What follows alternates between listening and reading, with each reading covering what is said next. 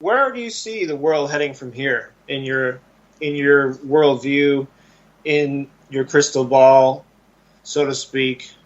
Where do you see things going from here? And it's probably not good, as most people's view is, but where do you see things taking off? It's not looking good, if I'm totally honest with you, man. It's not looking good for the future. Where things are intended to be taken in the very near future is they want to roll out this whole transhumanist, artificial intelligence, smart grid Internet of Things. That seems to be the main priority. We've got 5G communication technology coming in very soon. 2020 is supposed to be the big rollout of all of that. And that is going to spell monumental problems for human health and also the welfare of other living things. I've done a bit of research into what 5G is going to involve. It's very short-wave radio transmission technology, and they're going to have to put up thousands, maybe even hundreds of thousands of masts in the areas where they want to roll this stuff out. So first of all, you've got this blight on the landscape of all these horrible, unnatural antennas everywhere, and these street lamps that they're going to convert into 5G transmitters. And because it's such short frequency waves involved, they can only travel very short distances at a time. That's why you've got to have all these masts, and you've got to keep amplifying the signal and passing it on to the next antenna. So that's a nightmare in itself. So much research has been done into the radiation that's going to be emitted from these things. They've rolled out certain test areas. There's Gateshead up in the northeast of England has been used. They're testing it out at Bristol University. And I've just heard that the West Midlands, the whole region around Birmingham in England, is going to be used as a test bed for this stuff. So they're using people, regular members of society, as guinea pigs because nobody really knows how this is all going to pan out. But there have already been early indications from the tests in Gateshead that it's affecting people's health in very detrimental ways.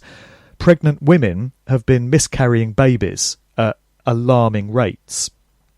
People are contracting different forms of cancer because of the high levels of radiation. And the rollout has also been linked to the mass deaths of bees and other insects and also birds that are apparently affected by these things. Oh, and another thing about all the antennas they're putting up, they're having to chop down a whole load of trees.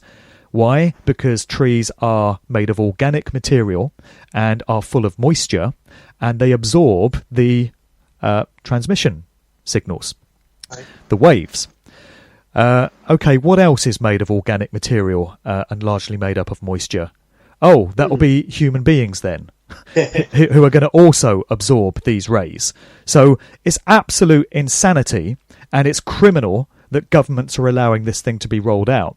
And you can factor that in with all the other stuff that's happening. They want everyone to get smart meters. They're trying to get this Internet of Things established where people have devices in their homes, their fridges, their ovens, their computers, their TVs, all talking to each other and sending signals to each other.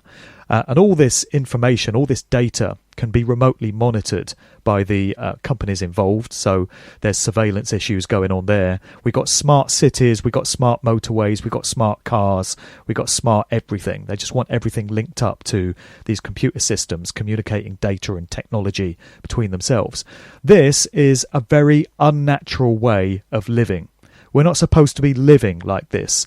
What the controllers are doing is creating an artificial version of creation itself. We already have a world that's been set into place by the true creator of all things. And what the individuals, the elite ruling class working through these different secret societies and all these different networks and groups are trying to do is basically emulate God's creation and come up with their own artificial world. And they're coercing all of us to be participants in it. And the whole thing is being sold to us on the basis of convenience. That's the way they always do it. You know, wouldn't it be great to have increased internet speeds, folks? Who wants to wait 3 minutes to download a movie when you could have it in a minute and a half? Imagine that. That's how 5G is being sold, just the convenience of faster speeds. And then all this smart stuff and the cashless society. Who wants to walk around with a pocket full of cash? You could lose it, and it's far more convenient just to use a contactless credit card. And the next thing will be implants, microchips under the skin. Just flash your microchip in front of the sensor. That's a more convenient way of paying for your stuff, isn't it? So people, unfortunately, are being led down this path, this dead end, literally dead. And they're being seduced by the way all this technology is being promoted and marketed. And it's very dangerous to see how people are buying into it. There is a small level of awareness in terms of how dangerous 5G is going to be, and other things that are going on as well. Chemtrailing, you can put into all of that as well. Nanotechnology. Yeah. So there's small pockets of awareness, but the rate at which all this stuff is being rolled out demonstrates that the controllers are panicking and they're fast tracking their plan. I mentioned earlier in the conversation that they play the long game, they plan years and decades in advance, but what they're doing now, rolling everything out very quickly, throwing everything they've got at us all at once, is not very characteristic of the way they normally like to work. It indicates that they want to do all this very, very quickly because they now want to lock us all down into this prison cell very quickly, because they're getting... It's a timeline they're working on, a heavy one. I can definitely... Yeah, they're getting concerned that people are starting to pay attention and are starting to wake up. And of course, the more blatant it all becomes, the more blatant the surveillance becomes, the more blatant all the technology becomes, all the societal changes, the more likely it is that more people are going to wake up, start paying attention and asking questions. So that then drives them to roll the agenda out even quicker. So in terms of where it's all going to go, the projection doesn't look good, because once all these antennas are in place and once we're living in this artificial Internet of Things, it's going to be very difficult to roll it back and undo the whole thing, even if the consciousness of the people exists to have the will to even want to do that, So on that level, it's not looking good. But having said that, my words should not be interpreted by anyone as meaning we're all fucked, it's useless, there's no hope. There's always hope, and it's never a done deal, because we are the conscious co-creators of our own experienced reality. So many studies have shown this. Even mainstream science is hinting at this being the true nature of our reality. So we create through our intent and our will, our applied will. Occultists speak of this. Aleister Crowley's doctrine spoke of how the individual's will creates the reality that they experience. So it's not a done deal yet. And we still have the opportunity, large numbers of us, to apply our will and our intent to turn this situation around, head all these challenges and these obstacles off, and move forward into a world that is actually worth leaving behind to future generations, to our own kids. So people really need to start facing up to these great truths, as uncomfortable as they are, in large numbers, and then coming together and pooling their consciousness, their will, their intent towards bringing in a better reality and a better form of existence for all of us. And it can be done. We can have any kind of reality that we want.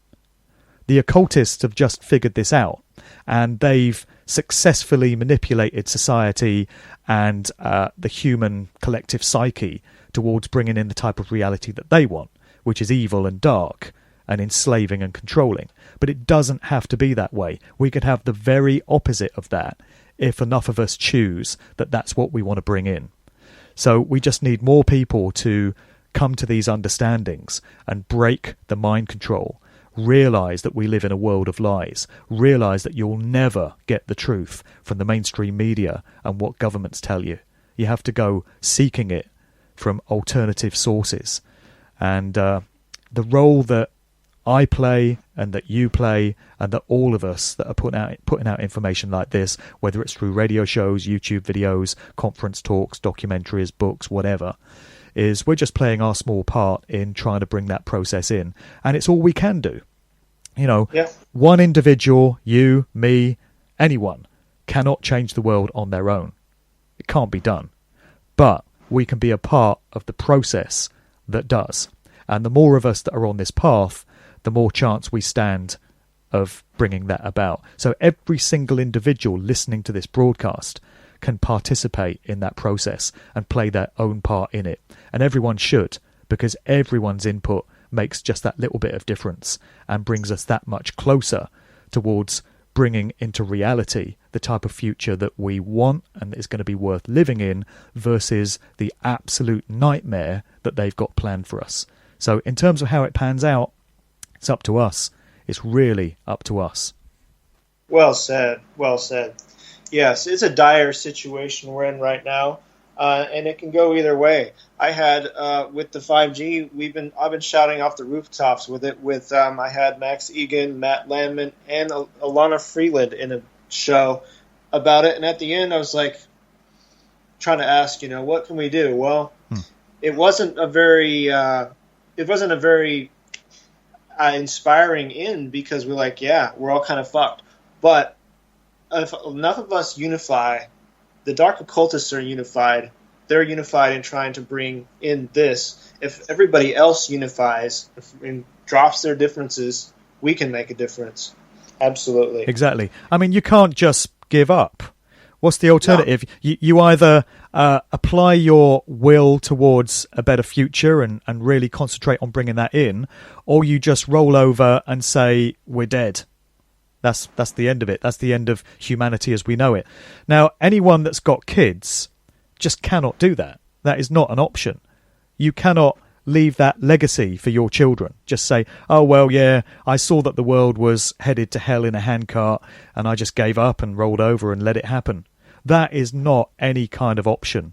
You've got to fight. You've got to do whatever you can, even if it seems hopeless, even if it looks as if you're not going to make a difference. You don't know what difference you're going to make until you try. And you can be sat there feeling hopeless, thinking, what difference can I make?